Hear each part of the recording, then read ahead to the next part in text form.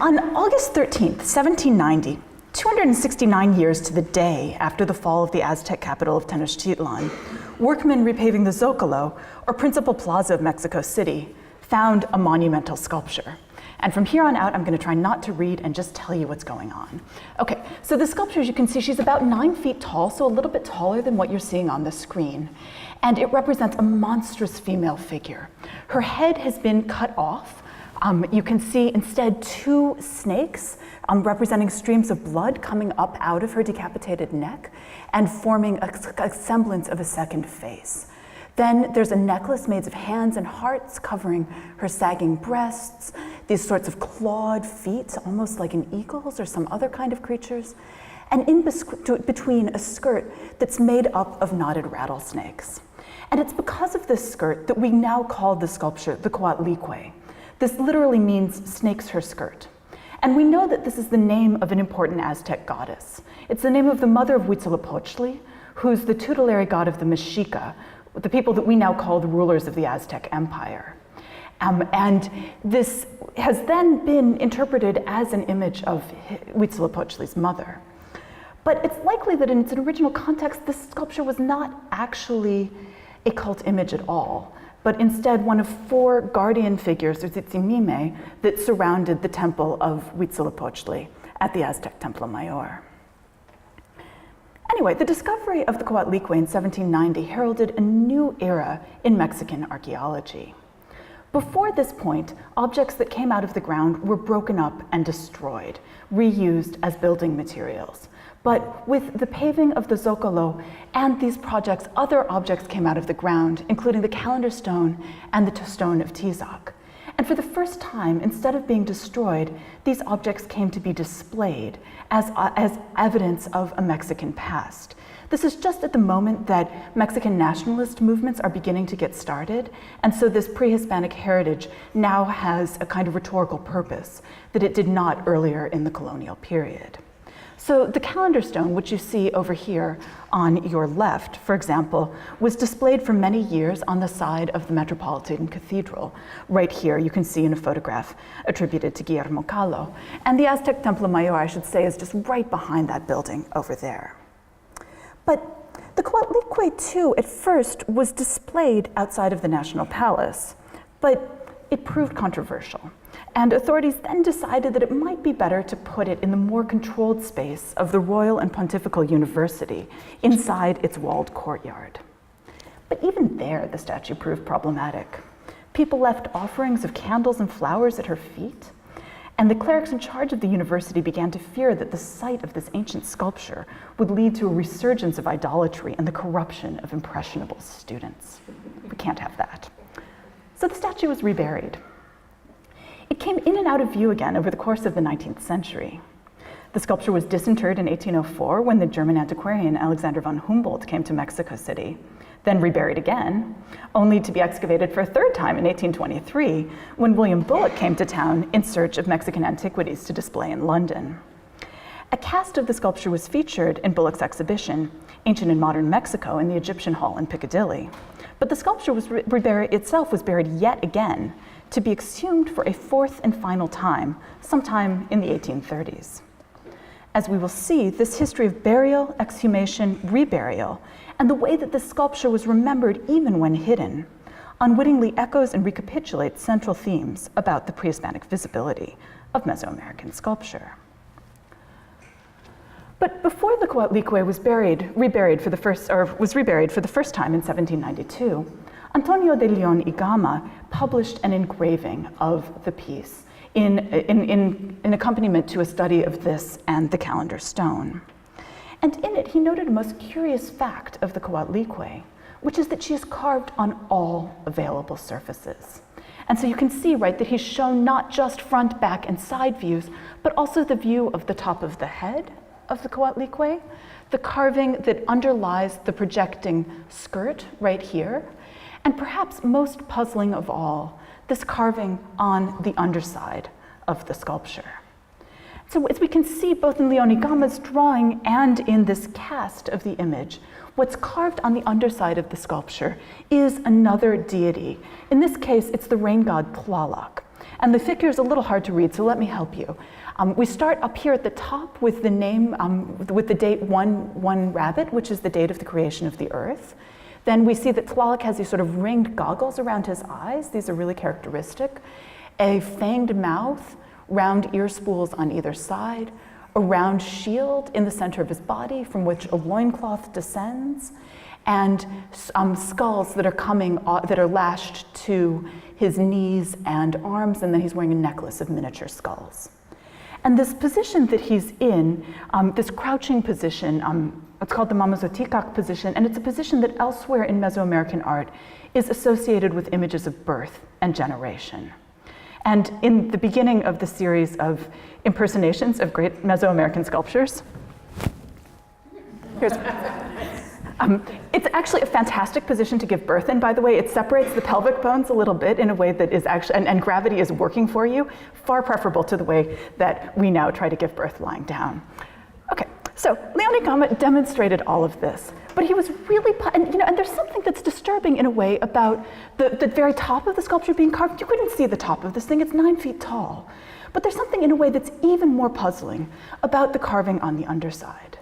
And so the proposal that Leone Gama made at the time was that there would be that the sculpture was displayed on 2 pillars that would be attached at the points marked A and B on the screen, and that you would walk underneath the sculpture so that you could see the carving on the underside.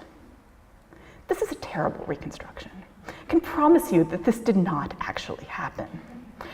But it points to a very real problem with Aztec sculpture, which is that a very considerable number of Aztec sculptures are carved on their undersides. I've assembled a count of at least 150 of them, and I'm not done yet. And what we can see is that the carving decorates objects of all different kinds of sizes. So there are objects like this royal pulque vase or this box for auto-sacrificial paraphernalia that probably belonged to an Aztec king that are carved on their undersides, once again with images of Tlaltecuhtli, the Earth Lord. And so these, you can imagine that you would see what's on the underside in the course of daily life and handling. But when we look instead at some of the other objects get a little bit bigger. So there are a lot of images of animals and insects and coiled snakes that weigh about, a little bit under 100 pounds. I'm showing you a couple examples on the screen. So you can kind of lift them. I usually let the art handlers lift them for me because they're heavy, but it's not impossible to imagine that you would be able to see under certain circumstances what's under these kinds of sculptures. And then we get to things like the Coatlicue. 9 feet tall, 2 tons, that's like a Volkswagen. Nobody was moving it. Maybe 2 Volkswagens? I lost count. Nobody was moving it once it had been installed. And so this carving on the underside was absolutely invisible when the sculpture was in place. But this, in turn, is not actually that unusual in the history of ancient art. Ancient art abounds with these kinds of examples of restricted viewing. And I'm just showing you 2 examples on the screen. This is a lamassu. It's the name of this kind of creature from a Neo-Assyrian. It's a Neo-Assyrian sculpture, and it has a dedicatory inscription on the back of it that would have been absolutely invisible once that object was installed in place. Likewise, the column of Trajan, the carvings on the column start well above eyesight, and then they just keep on going up and up and up, and there's really no vantage point from which you could see them. Now, there are different kinds of invisibility in the ancient world. There are objects which I think about as being sort of situationally invisible, that they might be seen at a funeral ceremony, or they might be brought out during a procession once a year, and then not visible the rest of the time. There are other things like the column of Trajan that are at the edge of kind of a gradient of visibility. If only you could see well enough, maybe if your eyes were powerful enough, you should be able to see them. But then there are things like the lamassu or the Coatlicue, where there's no way that this carving can be seen.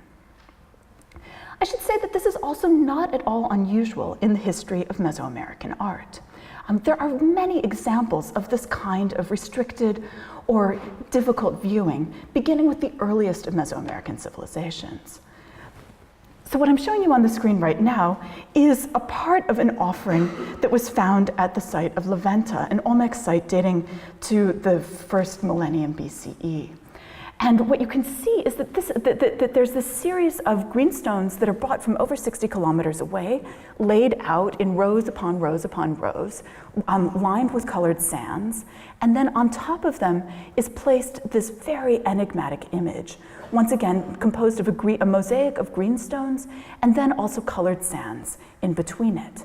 Once again, this seems like something that was meant to be seen, but it was covered almost immediately. The same layer of wet clay lies underneath and above this, above the mask, forming sort of an envelope around it. And then it's covered, as you can see, by even more layers of colored earths and bricks. And then here's the visible architecture all the way up here. And yet, this image was remembered. This kind of mask gets repeated again and again in buried deposits at Venta over 500 years of its history. And from another example at Venta, the famous offering 4, we have an example of another kind of memory. So here, offering 4 is this group of greenstone figurines that are arranged, as you can see in a diorama, as if there's a story being frozen in process. And this was placed, in fact, on top of one of those massive offering masks with all sorts of other kinds of things deposited above it. And it was buried in a layer of white sand. About 100 years later, just before a new layer of construction sealed this off permanently from all access, people at Venta came down, dug a hole. You can just begin to see the edges of that hole right here, precisely above these figures, looked at them, interacted with them in some way, and then carried them up, and then covered them right up again. And you can see that if you look, you can see that this is that white clay that they were buried in, and then up here you can see bits of the pitfall, how the rose-colored floor, and then other bits of kinds of floor have fallen into these figurines. And so it's precisely this practice of layering these different colors of earth at Venta that lets us say that this was accessed later on. And so it gives us clear evidence that people in Mesoamerica were remembering things, even when they could not see them. And that, in turn, makes us think about the ways that art can function beyond the realm of the visual.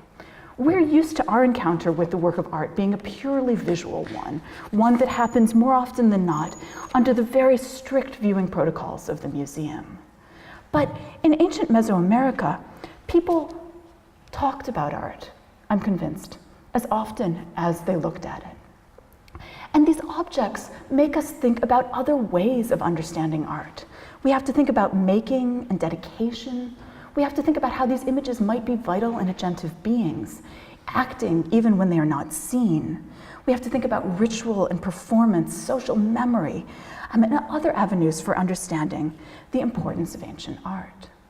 And what I'm arguing in the book, out of which this Aztec example is a piece, is that one of the things that we need to think about is the ways that these works of art create power, the ways that they structure society. Let me give you another example of this. This is from my work on the murals of Bonampak, a Maya site dating to 791 CE. And here we can see that visibility is implicated in a kind of hierarchy of height. So you'll see up here that the king and the royal family are seated on a throne, and they're in the highest place in the mural program. And that means that they're also in one of the darkest places of the mural program as the walls kind of close in. And in fact, in both rooms 1 and 3 of this painting complex, we get the royal family in room 3 without the king on these high up on these protected inner walls. And so this is an honorific placement, but it's a placement that actually makes the royal family really hard to see. And so instead, the most visible part of the painting in room 1, for example, are these 3 choks, or royal youths, who are dancing right where the sun hits on that wall as you go in. And so the choks, I like to think that they are the subject of this painting, that they are the most important things that are going on. But there's a way in which instead they're sort of the delectable object of the painting, that they're the people that you can look at, particularly if you happen to be the royal family sitting up here. You look down on these choks while they're dancing. They're made for visual consumption. And they're also made vulnerable by their position on the wall. You can see that sometime after 791, somebody came and hacked a big chunk out of each one of these figures. Nobody did this to the royal family. Is it because the chokes were particularly hated? It's not impossible. There seems to be a problem in succession at Bonampak, and so think about like King Lear and choosing 3 heirs never ends well. But I think it's also just that they're more vulnerable in this really public place. So that there's this tension about visibility, what you can see, and also about hierarchy in the Bonampak murals. But the fact is that just seeing the Bonampak murals at all is really pretty tough. Here I'm showing a picture that Diana Magaloni took under natural light. And this is about as good as it gets. And you can see it's not great. This is like early in the morning when the sun is hitting the front of the building. It gets darker later on during the day. And so these paintings are exquisitely, lavishly painted. They use something like 30 different pigment combinations in there. And yet, it's kind of dark in there, and there's no evidence that anyone ever brought in a torch or did anything else to try to make these paintings more visible. And so this, again, makes us think about just how hard it was to see art in the ancient world. Now, this is equally true, if not more true, for the Aztec cases. As far as we know, a lot of images would have been stored in temples, so high up on pyramidal platforms where many people would not have had physical access, and even visual access would have been extremely difficult to obtain. And here I'm going to read you a couple of accounts from conquistadores that give you a sense of this. The first is from Hernán Cortés. Quote, "Within these rooms are other chapels, and the doors to them are very small. Inside there is no light whatsoever. There only some of the priests may enter, for there are the sculptured figures of the idols. Although, as I have said, there are also many outside."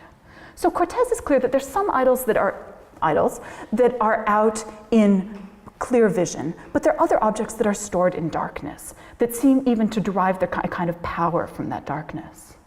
But visual access sort of physical access wasn't the only constraint to interacting with Aztec sculpture. And here I'm going to give you Bernal Diaz describing the cult image of Huitzilopochtli in the temple at Tlatelolco. Quote, "They say that the body of this figure is full of the seeds that there are in the world, and they say that it's the god of seed time and harvest. But I do not remember its name, and everything was covered with blood.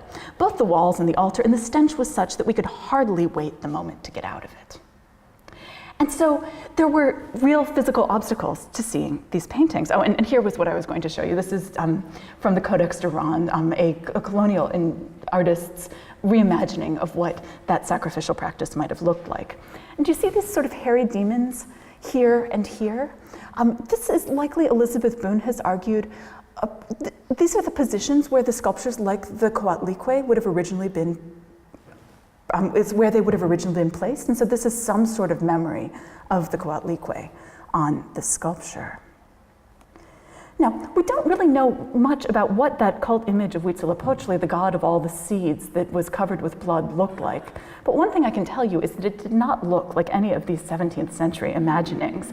And that's partly because the original sculpture itself was so inaccessible that there were no really satisfactory oral accounts of what it might have looked like.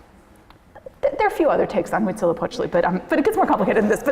But the point is, there's no evidence later on, partly because this most important cult sculpture is made out of amaranth grain and remade every year, rather than being out of a material like stone. All of which is to say, our hierarchies about what's important and what's not important, both in making works of art or making devotional images and then in interacting with them, the Aztecs did something different. And why this matters is because art history is not well equipped to deal with these kinds of cases. Some of our most trusted methods, think about iconography or stylistic analysis, depend on a kind of unimpeded visual access to the object that was in fact not possible in many cases in the ancient world. Now, it's not to say that we should throw these techniques out the window, particularly for cultures like those of ancient Mesoamerica, where we don't have a lot of textual sources. If we throw that out, we're not left with very much else. And most of what we're left with is filtered through Spanish alphabetic writing after the trauma of the conquest. But it just means that when we use these techniques, we need to be very aware of whose kind of looking we are replicating and what processes are implicated in doing that. And at the same time, we need to broaden our net and think about other kinds of techniques, materiality, phenomenology, and also move, I'm convinced, beyond the individual object to looking at entire classes of objects to begin to see patterns that emerge. And so let me give you an example of how this works. People haven't thought, to my mind, nearly enough about carvings on the undersides of Aztec sculptures. And when they have, the approach has always been almost exclusively iconographical, focused on identifying just what is going on the undersides. And so this has been mostly focused on identifying this deity named Tlatelolco, or the Earth Lord, that appears on the undersides of a number of Aztec sculptures. Now, Tlatelolco is a really important member of the Aztec pantheon, but one that we don't understand very well, partly because people don't really write or talk about Tlatelolco after the conquest. And that's not very much anyway. And I think that's partly because this wasn't an anthropomorphic god. It wasn't recognizably a human figure in all of its forms that could be assimilated to something like a Greek or Roman pantheon. Because we know that in certain documents in the 16th century, indigenous artists are beginning to make those kind of equations. Here is Huitzilopochtli, another Hercules. Tlatelolco doesn't fit so well into that. Let me tell you, the name Tlali means earth, and Tecuhtli means lord. But this is a gender-neutral term. In Nahuatl, it can refer either to a male or to a female lord. And so we've already talked a little bit about the male form of Tlatelolco, which we see here, that's often associated with aspects of the rain god Tlaloc, like the goggles and that fanged mouth, that we often see in a frontal position. Whereas the other two aspects of Tlatelolco that you see in the center and over here, this is the female aspect of the goddess. And what you're seeing is, in this case, is Tlatelolco presented from the back, in that same position of generation, but with her head thrown back. So in something that's anatomically impossible until someone severs your vertebrae, so that the head is on the back. So continuing these series of impersonations of Mesoamerican sculpture. Yes? Except more flexible than I am at this particular moment.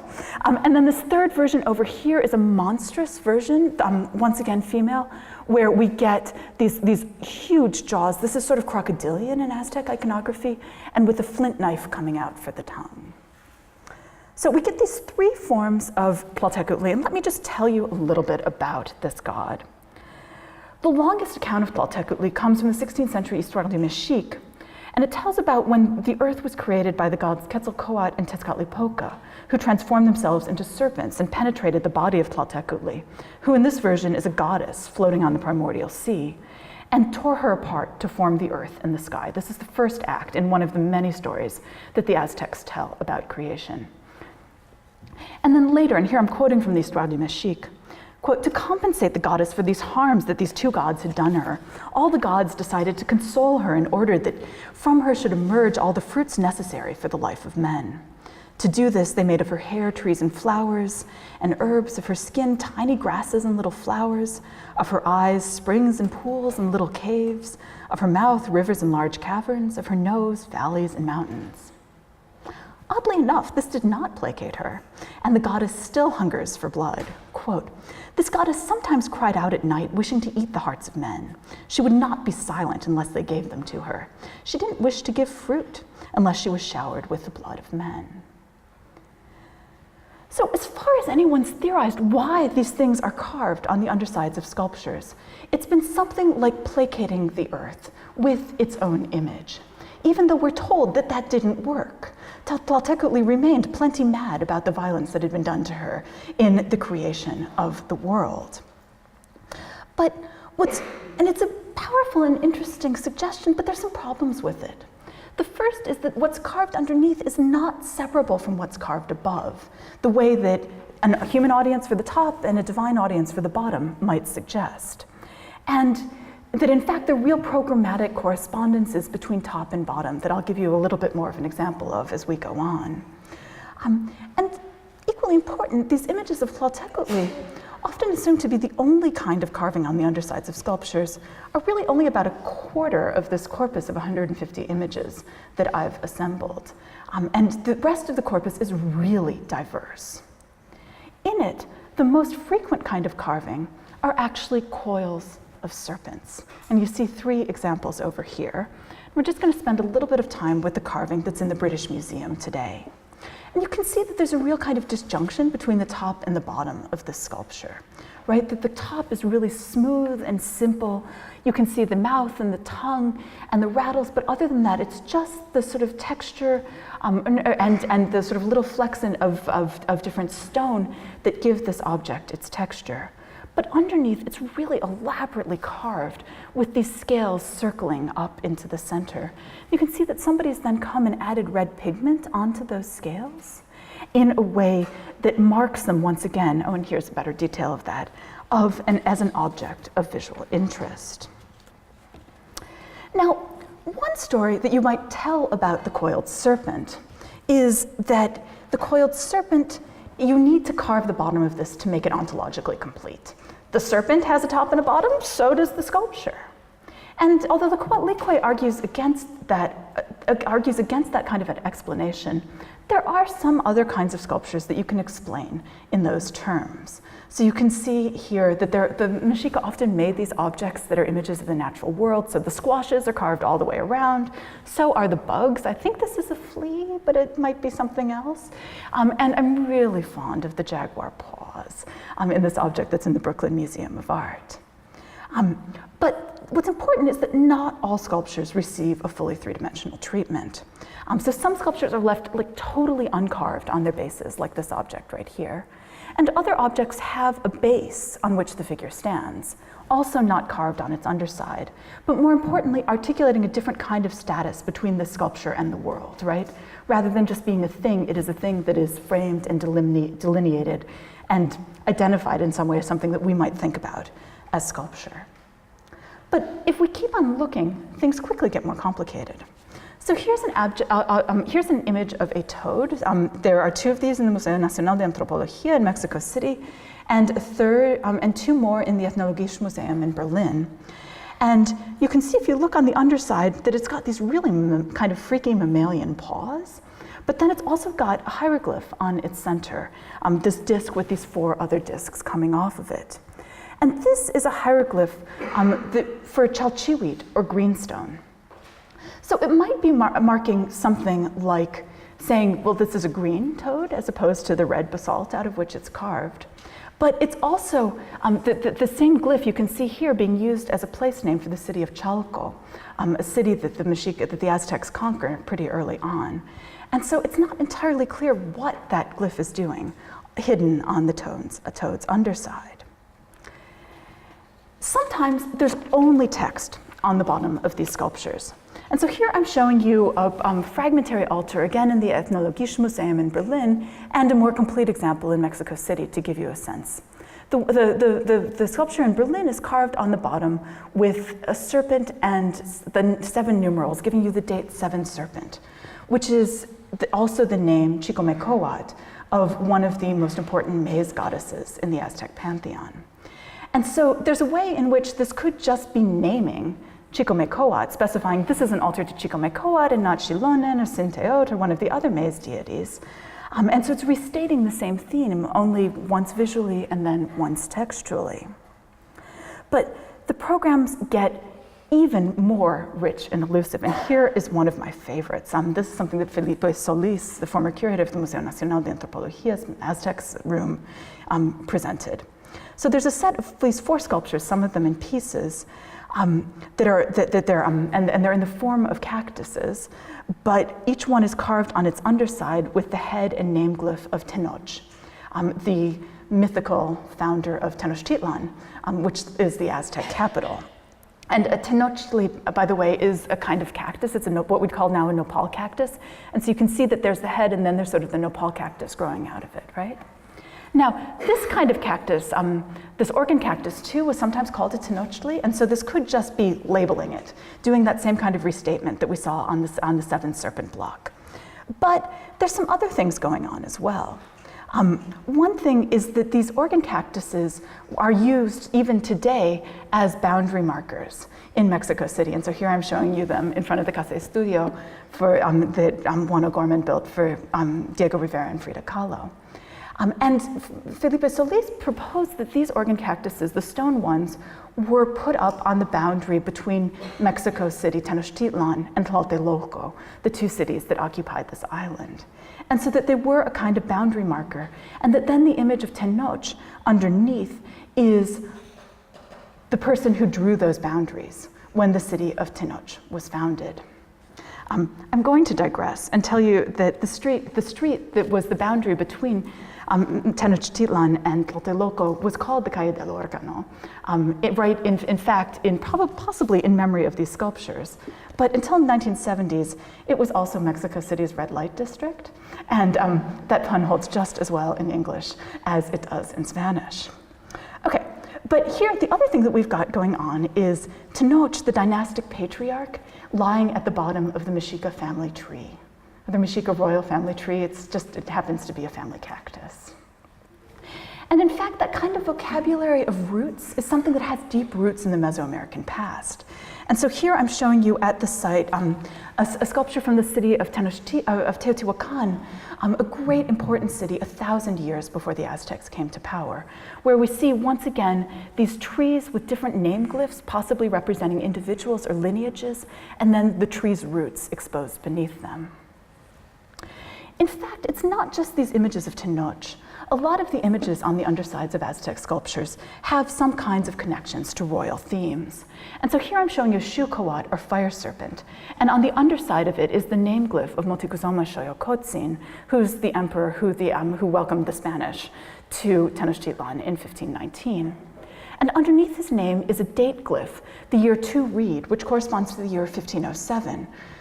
Which was the year in which Moctezuma oversaw the new fire ceremony, something that occurs every 52 years and is one of the most important parts of the Mexica ritual.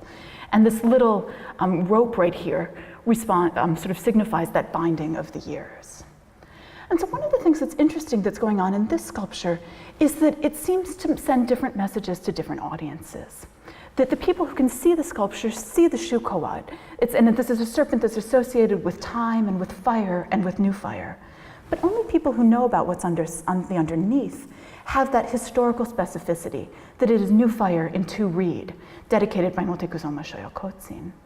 It's almost as if the sculptors who made this are thinking towards a future where people would not otherwise remember.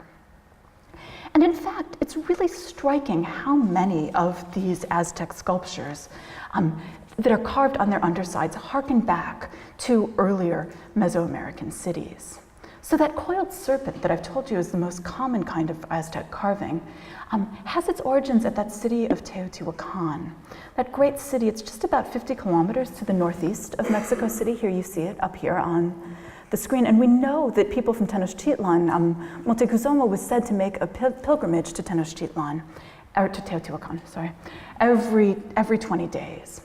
That name, Teotihuacan, is actually the Aztec name for the city. It means something like the place where men became gods. And in some versions of the Aztec creation story, the sun and the moon are created on the pyramids at Teotihuacan. So we get Teotihuacan prototypes not just for the coiled serpents, but also for things like these animal offering vessels that are also carved on their undersides. I don't know about this one for sure. I'm still hoping to get a chance to tip it over. Stay tuned. But for me, the real slam dunk evidence is this object right here. It's an archaizing skeletal sculpture. And I hope you can all see that there's really no question that this object here, that's Aztec, is made in imitation of this Teotihuacan object. And then you can recognize once again that male form of Tlaltecutli on the underside of the sculpture. But not all archaizing sculptures carved on their undersides refer to Teotihuacan. The city of Tula, so Teotihuacan is about 100 to 550 CE. The city of Tula, which I'm showing you up on the screen, thrives between about 900 and 1150 or 1200. And you can see that this chalk mule, or this form here, once again gets imitated in Mexica sculpture, in Aztec sculpture, with carvings on its undersides. Now, to be clear, it's not that all archaizing sculptures are carved on their undersides. And it's not that the prototypes at Teotihuacan and Tula are carved on their undersides. They're not. It's just that there's something about thinking about the archaeological encounter with the past that made Aztec sculptors and patrons think about what it might be like to see an object not in the carefully scripted way it was intended to be presented, but in this sort of jumbled kind of past where you might not control which sides people were seeing and people might not remember. So I'm convinced that there's something going on with the past. But present audiences matter as much as future ones. And at the moment of that these sculptures were carved, they assume a kind of supernatural vision, a kind of vision that can see through stone. And in fact, we know that extremely powerful vision was a characteristic of the gods in Mesoamerica, and a characteristic of the gods that's associated with knowing, because seeing and knowing are intertwined in Mesoamerican languages, the way that they are when I say, "Do you see what I mean?" And so there's something that's talking about, but the gods may be the audience for these, but there's really nothing more that I can say about divine sight. What I can say is that knowing about this sculpture allows somebody who knows about it to claim divine sight, to claim sight that is as powerful as the sight of the gods. And that matters. Now, we know that there are two different kinds of people who see Aztec sculptures. There are certainly the artists who carved these sculptures, and they saw them at the moment that they were making them. Artists in Nahuatl are called Toltecat, that is, they're Toltecs. They're people from a Tolan, and both Tula and Teotihuacan were Tolans. So there's once again this kind of association with this dramatic past. But the artist isn't the only person who sees these sculptures. There's also a patron or his or her agent who signs off on the sculpture. Now, there are moments when art that's hard to see seems to be independent from the rest of the program. This is something that Michael Camille, for example, has argued about gargoyles and other kinds of images, and sort of naughty images in medieval churches, is that the artists are just getting away from something where the patron isn't paying attention. But in Mesoamerica, the relationship between top and bottom of these sculptures is so tightly scripted that it seems to have to be the result of imperial patronage. And so the patrons also see and know, and it gives them a kind of power. And just so many of these sculptures, this one in particular, they have royal names glyphs on them. They're carved out of really expensive stone. They seem to have been made in royal workshops. But what's equally important is the relationship between the visible and invisible surfaces. They're not random, as I hope you've begun to see. There really are systematic and programmatic relationships between the top and the bottom. What's on the bottom belongs on the bottom. What's on the top belongs on the top, and what's on the bottom complements what's on the top. So the carvings on the undersides of Aztec sculptures are inseparable from what lies above them. But what's so intriguing about the Aztec sculpture is that the converse is not true. The visible surface is completely satisfying. You don't miss not knowing that there's something underneath.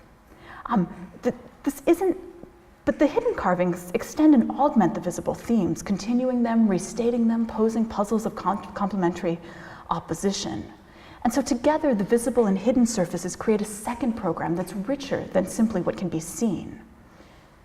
What lies below draws its power from what lies above, and also from its own concealment. But in this context, it's significant that not all of those carvings are completely concealed. If you look at something like the sculpture in the British Museum, you can begin to see the scales right at the juncture with the surface upon which it rests. And so it offers a little visual hint to people who already know to look for it, that there is something carved underneath this sculpture. And as far as I've been able to see so far, this correlates really well. When you get that hint, the scales continue on underneath. When there's no hint at the edge, the surface is perfectly flat. And this also goes to illustrate that this is really a choice. It's not obligatory on all Aztec carvings. Certain workshops seem to do it, certain ones don't. Even within workshops, there are sculptures that are carved and sculptures that aren't. There's a twin of the Shukuat right here. It's a jaguar serpent in the Berlin Museum, playing on its underside. Thanks to Maria Gaida, who helped me tip it over to check. And so this is really a programmatic choice that's being made in some cases and not in others. And so these cues to invisibility, and they happen, I should say, not just on the serpents, but so here we've got an eagle offering vessel, and it's got the feathers, and the feathers look like they're going to continue, and they just keep on going. The same thing happens with the animals and with the insects. If you see carving, it's likely to keep going. Sometimes you can see that hint of something unseen underneath from quite some distance away. But in other cases, you actually have to get really quite close to the sculpture, and you have to get into a particular position relative to it, right? The one in the British Museum is on a plinth, and so you're doing this. But think about what you have to do if the sculpture is displayed on the ground. My interest in reenactment does not go that far. Okay, so we've got these sculptures, and they give us, they cue a way that knowledge of something hidden might seem to be verifiable. And they tell us something about possible oral transmission about these sculptures, right? So I can tell you that this object is carved on its underside, but maybe you're more likely to believe me if you can see the very hint of the scales right at the edge. They create a kind of verification of a hidden truth. But here's where it gets, and that reminds us that a secret cannot exist without the possibility of its own disclosure. It also reminds us, as Cecilla Bach and Carmen Lockery emphasize, that secrets invariably create distinction between those who know and those who don't. And so here's where it gets more interesting. What we think about is these sort of naturalistic continuations, right? The serpent's scales, the jaguar's paws, the bird's feathers. Those things announce that they are going to continue onto the undersides of sculptures. But other things, images of gods, hieroglyphs, do not have that same kind of cue. They remain really firmly confined on the underside of the sculpture. And in some cases, like in these two examples, they're actually bounded by a border that makes it absolutely impossible that you could see or even have any hint of their existence when the sculpture is in place. What's even more interesting is when the two modes coincide. And so that you see under these images of Tlahtecutli or under this hieroglyph that they're superimposed upon the serpents, right? As if these two different kinds of things have a sort of consistent physical relationship in the world. And you can get the hint, I mean, you can see it really clearly on this one over here, right? You can get the hint of the coils looking at the outside of the sculpture, but no hint of the figure underneath. And so an object like this posits three different kinds of viewers. First, there's the viewer who just sees the surface and is really content with that. Then there's a kind of viewer who knows or imagines that the underside might be carved with the serpent's coils and can verify that at the margins of the sculpture. And if you can see the coils at the end of the sculpture, you might think that you've solved this problem. You know exactly what's going on.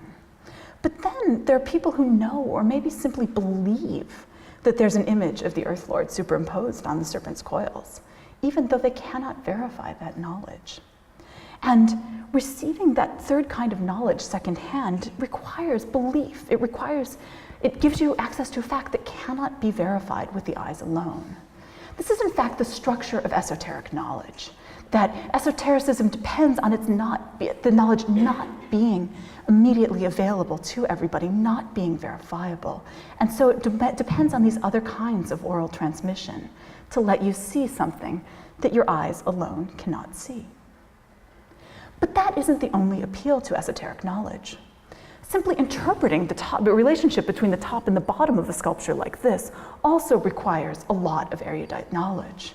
So this feathered serpent, there's a way that you can think about this featuring two of the most important Aztec deities. We've got Quetzalcoatl, the feathered serpent, on the top of it, and on the underside, Tlatelolco, the Earth Lord.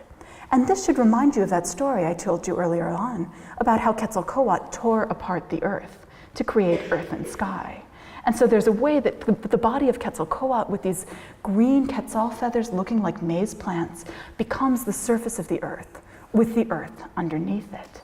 And so just deciphering the meaning of the top and bottom together requires a really special kind of knowledge. Likewise, when we return to the underside of the Coatlicue, the first thing I hope you'll notice is that the claws of this creature on the top come and penetrate the underside, whereas the Earth Lord is confined completely to its surface, to that underside. But once again, this poses a series of puzzles of complementary opposition. Coatlicue is female, Tlatelolco in this case male. Coatlicue is a sky goddess, Tlatelolco in this case an Earth Lord. And so that we get these binaries of gender and of different kinds of associations between these two different figures that can presumably be resolved. Now, in fact, Aztec thought often works this way through these kinds of manipulations of binary oppositions. So Aztec speech was full of difracismos, and that is expressions where you take two different things and combine them together to mean a third thing. So a couple of examples. In Xochitl and Cuicat, the flower, the song, this means poetry. In Tlili and Tlapali, the red, the black, this is a way of describing books and by extension, all knowledge. A city-state is an altepet, an atl and tepetl, the water, the mountain. And these expressions just are used all over. The one I'm showing you on the screen, in atl and tlachinoli, the water, the fire, this is the word for war. And so what we see under the head of the defeated goddess Coyolxauhqui is that very glyph for war. And her defeat by Huitzilopochtli is the charter for all human warfare. And so in this way, a sculpture carved on the top and the bottom was like a difracismo, in that its oppositions had to be resolved in order to achieve its true meaning. Visibility of invisibility was only one of the numerous binaries manipulated in the process. Possessed with the knowledge of the whole program, the initiated viewer would grasp its cohesive meaning, as well as the distinctive parts that constituted it. And this may seem really strange to us, but that's because we're used to thinking about painting that's flat on a canvas that you can see all at once as the normative kind of art. But of course, no sculpture can ever be understood completely from one vantage point, nor can any piece of architecture. In fact, many different kinds of works really exist only in the mind of the viewer. They exist as a physical thing, but then the viewer seams together different vantage points in order to create their own understanding of that program. And so, in these royal and courtly examples, we see the power of the secret to produce and maintain difference.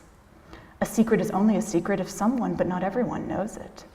It's perhaps even more powerful if rumor and speculation circulate, but the truth, like the carving on the underside of a sculpture set in place, cannot easily be verified. These works highlight the ways that art might circulate outside the realm of the visual, spoken or whispered about, perhaps exaggerated or misreported in the heat of conversation. Indeed, the visual details, particularly in the case of the rather illegibly carved tenoch heads underneath the organ cactuses, might have mattered less than the sheer existence of the conceit. In other cases, though, the underside was richly detailed, perhaps even more elaborate than the visible surface. It represented considerable artistic labor and the wealth to command it, destined to be concealed. Like an offering in a dedicatory cache, it moved wealth from the earthly realm of the visible to the unseen realm of the gods, while simultaneously demonstrating the piety and magnificence of the patron who could perform such an extravagant gesture. But unlike caches, which disappeared into the body of a structure, what mattered about these sculptures was that the material and rhetorical wealth was hidden in plain sight. The gods and the elites who knew of the invisible carvings, and thus might assert godlike sight, had access to reality that others could not know existed. Thank you.